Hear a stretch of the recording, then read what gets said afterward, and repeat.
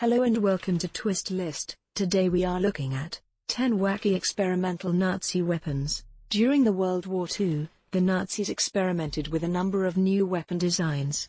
Many of them, like the V-1 and V-2 rockets, the U-boat, or the Panzer tank, saw extensive action. However, there were some that never really caught on, either because of impracticality or a lack of time. That doesn't make them any less awesome. At number 10 we have Heinkel He 162.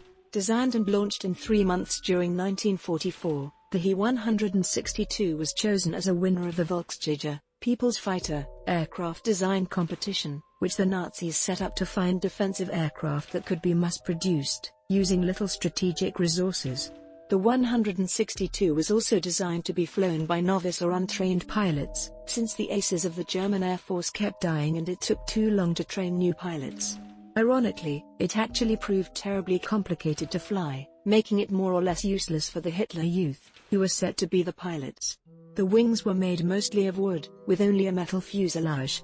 Even though the first prototype broke its wing during a test flight, the He 162 went into production, and about 116 of the planes were completed. Very few were flown successfully. The 9th spot on the list is occupied by Panzer VIII Maus. The Panzer VIII Maus was a super-heavy tank that remains the largest fully enclosed armored fighting vehicle ever built. Designed by Dr. Ferdinand Porsche, the Panzer VIII was 50% longer than the next largest German tank and was over 3 times as heavy. Due to the fact that bridges weren't able to support the weight, the Panzer VIII was designed with a series of components that would allow it to travel underwater to a depth of over 13 meters, 45 feet. Due to the impracticalities of building such a massive machine, the Germans never put them into action, and they may have been designed to be as much a psychological weapon as a literal one. Incomplete tanks were captured by British and Soviet forces. Number 8 on our list is Junkers Ju 322 Mammut. While searching for a suitable replacement material for their cargo planes, the Nazis decided on wood and contracted the Junkers Aircraft Company to make a prototype for them. Designed as a glider, the Ju 322 Mammoth, resembled one giant wing and had a wingspan of over 60 meters, 200 feet.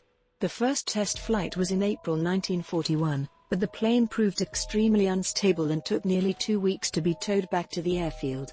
In addition, the glider couldn't hold as much weight as originally thought. During one of the tests, a Panzer III fell right through the bottom of the cargo hold. The program was cancelled a month later, and the prototypes were chopped up and used as fuel. At number 7 we have Rocket U-boat. Determined to attack American soil, the Nazis formulated a number of crazy schemes, none of which ever came to fruition. One of the wackiest was the rocket U-boat, basically a submarine with rocket launchers strapped to it. U-511 was the first to be fitted with rockets, but they were poorly guided and made it much harder to navigate underwater. The plan was shuttered until 1943, when the V-2 rocket was developed. Unfortunately, the rocket was too big to fit onto a submarine.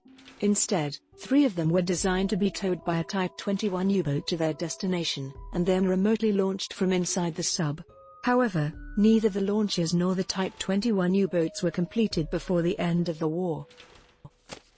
Number 6 on the list is Fieseler Fi 103R. Renowned SS officer Otto Skorzeny, after becoming interested in why so many V-1 rockets crashed just after takeoff, designed a piloted version to fix the problem.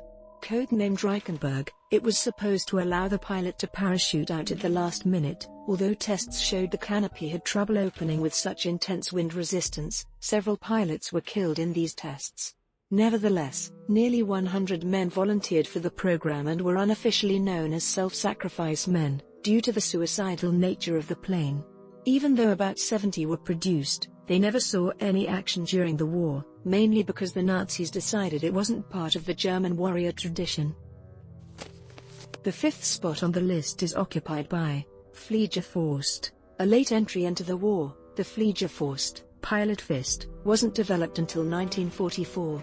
Also known as the Luftfaust, air fist, it was a portable ground-to-air rocket launcher, designed to be held and fired by a soldier.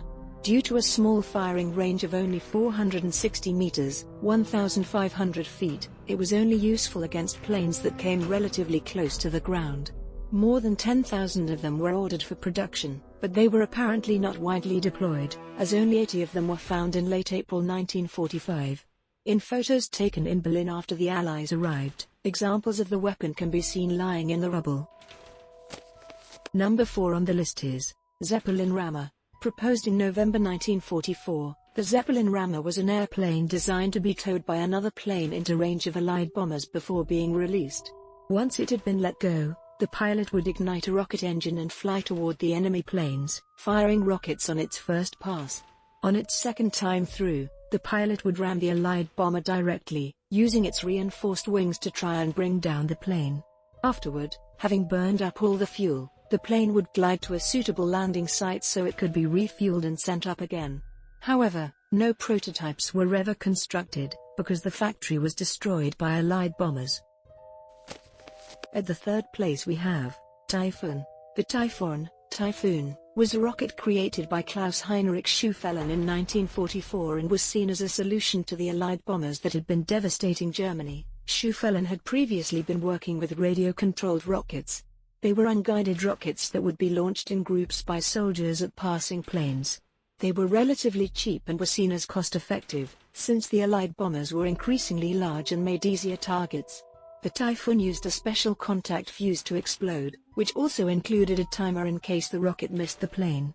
In the end, over 2 million of them were ordered, yet only 600 were produced, and they never saw any action anyway.